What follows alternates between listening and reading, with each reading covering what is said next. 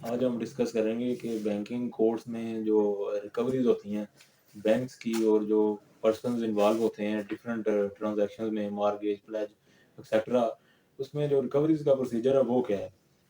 اس میں جو سبسٹینٹیو لا ہے بینکنگ کورس کے حوالے سے، سیمی پروسیجرل بھی ہے. فائنینشیل انسٹیٹیوشن ریکوریز آرڈیننس 2001 ہے غالباً.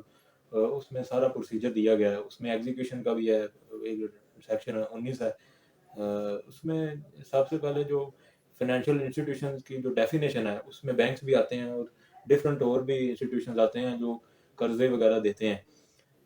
اس میں سب سے پہلے جو بینک ہیں، اگر ان کا کوئی بندے پیسے بنتے ہیں تو اس کا ریکور کرنے کا کیا طریقہ ہے. اس میں جو پہلے جو یہ قانون آیا تھا تو اس میں اس ایکٹ میں تھا کہ آرڈیننس میں تھا کہ جو بینکس ہیں وہ خود ہی اپنے طور پہ اس کا اسیس کر کے کوئی بھی پراپرٹی جو اس نے مارگیج کی ہے تو اس کی جو مارکیٹ ویلیو اسیس کر کے اس کو اپنے طور پر نیلام کر کے اپنے پیسے ریکور کر لے، اور جو باقی بچے ہیں وہ اس پرسن کو دے دے. لیکن اس کا بہت زیادہ مس یوز کیا تھا بینکس نے اور فائنینشیل انسٹیٹیوشنز نے. اس میں بہت زیادہ جو ہے وہ کم ویلیو پہ بیچا گیا تھا، بندوں کا بہت زیادہ نقصان ہوا تھا. اس کو دیکھتے ہوئے جسٹس شیخ عظمت سعید صاحب سپریم کورٹ کے جج تھے، انہوں نے ججمنٹ دی تھی کہ یہ سارا پروسیجر بینک از خود نہیں کر سکتے. اس میں بینکنگ کورٹ سے ان کو پاس آنا پڑے گا. بینکنگ کورٹ اپنے طور پہ ایک آکشنر مقرر کرے گی.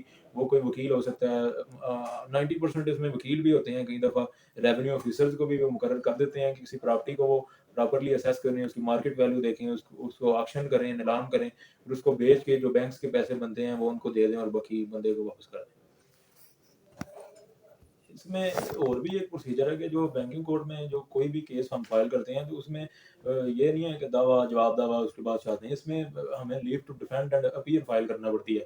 اگر وہ الو ہوگی تو پھر کیس پراپر ایویڈنس پہ جاتا ہے. نہیں تو یہ اس جو آرڈیننس میں ہے وہ سمری پروسیجر ہے. اس میں نہیں ضرورت اگر فلوٹنگ آن دا سرفیس ہو تو جو جج ہے وہ بغیر شہادت لیے بھی اس کو سمری پروسیجر کر کے بھی اس کو ڈگری اوارڈ کر سکتا ہے اور ایگزیکیوشن کی طرف جا سکتا ہے. اس میں علیحدہ سے اس میں ایک اور بھی پروسیجر ہے کہ اس کے علیحدہ سے ایگزیکیوشن فائل کرنے کی ضرورت ہی نہیں ہے. وہی فائل ڈگری کر کے بعد میں ایگزیکیوشن بن جائے. کریں گے جو پلیج ہے اور مارگیج ہے، اس میں ڈفرینس کیا ہے. اس میں جو مارگیج ہے اس میں جو کوئی بھی جو پرسن ہے وہ فائنینشیل انسٹیٹیوشن سے کوئی بھی لون لیتا ہے تو اس کے بدلے میں اپنی پراپرٹی، زمین کا فرد وغیرہ وہ اس کے پاس بطور سیکیورٹی جمع کروا دیتا ہے. لیکن جو پلیج کا کنسیپٹ ہے اس میں ڈفرینس یہ ہے کہ جو کوئی بھی جو کاروباری بندہ ہے وہ کوئی بینک سے لون لیتا ہے تو جو اپنا وہ سٹاک ہے وہ بینک کے پاس گروی رکھوا دیتا ہے. اس میں جو سیکیورٹی گارڈ ہیں یا جو اس کی جو تحویل ہے وہ بینک کے پاس ہوتی ہے. یہ بنیادی ڈفرینس ہے مارگیج اور پلیج کے درمیان.